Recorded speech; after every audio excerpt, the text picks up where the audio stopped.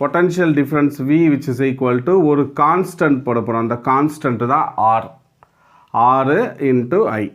இந்த ஆருக்கு பேர் நம்ம என்னன்னு சொல்லலாம்னா ரெசிஸ்டன்ஸ். இதோட யூனிட் பார்த்தீங்கன்னா ஓம் அப்படின்னு சொல்லுவோம். இதோட SI யூனிட். சிம்பிள் என்னன்னு சொல்லலாம், நம்ம இப்படி சிம்பிள் போடுவோம். இது பார்த்தா ரெசிஸ்டன்ஸ்னு பேர். ரெசிஸ்டன்ஸ் ஒரு ப்ராப்பர்ட்டி ஆக்சுவலி. இது நான் இப்போ எப்படி எதை பண்ண பாருங்கள், R which is equal to என்ன வரும், potential difference V divided by ஐன்னு ரெப்ரசன்ட் பண்ணலாமா? இதுதான் ரெசிஸ்டன்ஸுக்கான formula. R which is equal to V by I.